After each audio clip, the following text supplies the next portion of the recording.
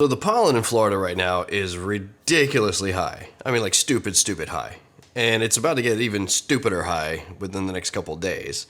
As you can hear, you might be able to hear that I'm a little stopped up, and it's because of the pollen. So like around April-ish, this time of year in Florida, the pollen gets ridiculous. Usually I see articles that state that the grass pollen is the most common for people to get affected by for their allergies. In my case, I think it's the tree pollen. Every single time I see tree pollen on the ground, I start to worry because I'm like, oh man, I know that there's a chance that I'm gonna end up like this. Now sometimes it won't happen at all. Like tree pollen will fall, it'll be like a crazy pollen season, and for some reason my body doesn't react to it. Now when I get an allergic reaction, it's usually the common, like stuffy nose and cough, and sometimes I get tired or like my body's worn out already because it seems like, like it's been fighting something. But, realistically, it's fighting something that's not even really dangerous or anything. It doesn't have any effects. But, of course, my body somehow thinks that, hey, it's time to gather all of the warriors and charge the gates.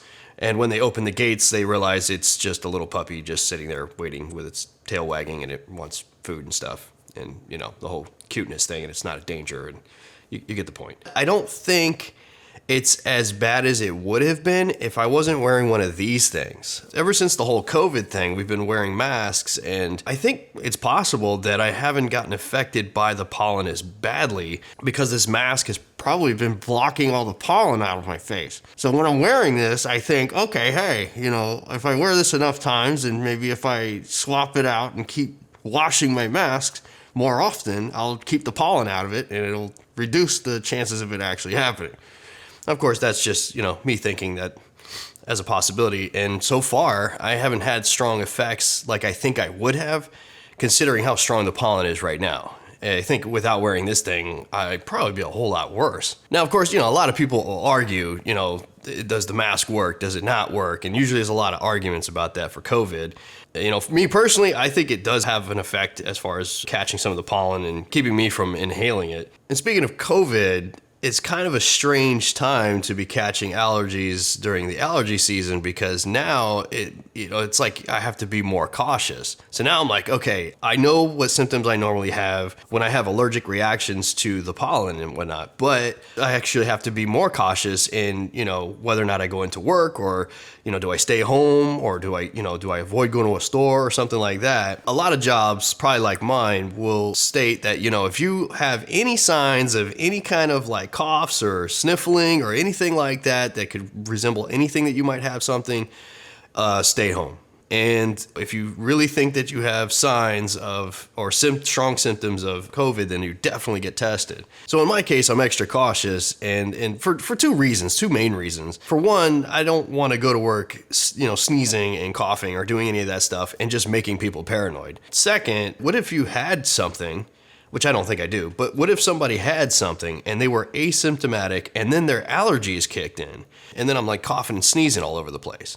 Then I actually have a chance of giving somebody something. Yeah, sure, maybe this will help a little bit, but, let's just face it, at some point you still have a chance of giving it to somebody. You wipe your face or God knows what. And I was having this conversation with my girlfriend earlier. We were talking about the pollen count, and she had showed me how high it was, and it was like in the tens. And supposedly in the next couple days, it's going to go higher than that, which is nuts. And then she found an article that stated that Austin, Texas was one of the highest areas for allergy problems. So I went and looked that up, and I actually found out that it was very common on all the lists, on all these different websites. Texas was like the most common one on the list among other states. There were a few other states as well.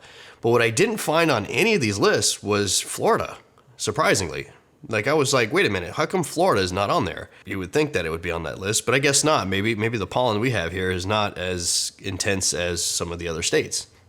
This, I think, has helped me quite a bit. I'm feeling pretty okay. I feel a lot better already. I think it's because I haven't taken in a lot of that pollen. Probably because of this thing. Now, everybody probably has a different way of handling this stuff. I usually drink like a ton of water to flush it all out. I know some people like use the neti pot or whatever, like get all that stuff out of their sinuses because there's like this little pocket that has like junk and nasty grossness in there, and you're supposed to like get that stuff out. But other people do have much stronger reactions to this kind of stuff.